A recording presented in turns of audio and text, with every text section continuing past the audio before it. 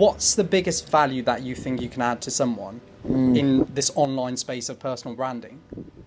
I mean, I think having courage to actually step out, have a dream, and to know that you are qualified to do that. People think, oh, like I used to think this. When I started in business, I'm too young, I'm only 17, no one's going to take me seriously. I'm not educated, my family aren't rich, I'm from the wrong background, I live in the wrong neighbourhood. But actually, letting people, that's what I do Winners on a Wednesday, interview people, because it's like, look, regardless of your age, your gender, your religious beliefs, regardless of where you're from, it doesn't matter, you know, and just giving people that belief in themselves to say, yeah, I need to figure a lot of stuff out. Yes, I need to educate myself, and absolutely, but you know what? The marketplace doesn't discriminate, and if I can bring value to the marketplace, then I will get paid handsomely for it. So, I think giving people that belief, and often I'll be in a room full of people, you know, you got like young people. I was just working with a kid recently, he messaged me on Instagram, he was like 15, man, messaged me on Instagram. He's on the academy, he's doing really well, he's making loads of money. I was with him last week, we were sparring together in the gym, and I'm just thinking, man, this kid's 16.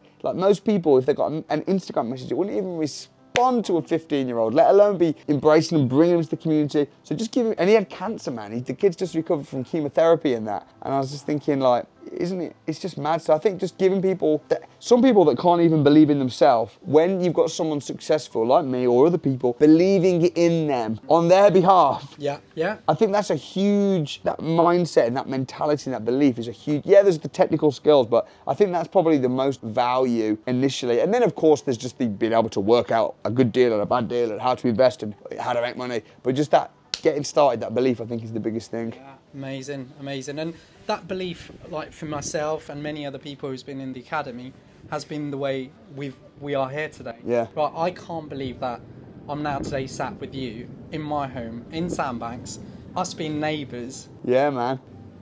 It's a dream for a lot, you know. Yeah. For, you know, if people watch that podcast or Winners on Wednesday with Samuel, you know, I mentioned how I only moved here about 15 years ago. Right. 5 years I was employed after living in the UK, and then after that. So where were you born and bred? In Nepal.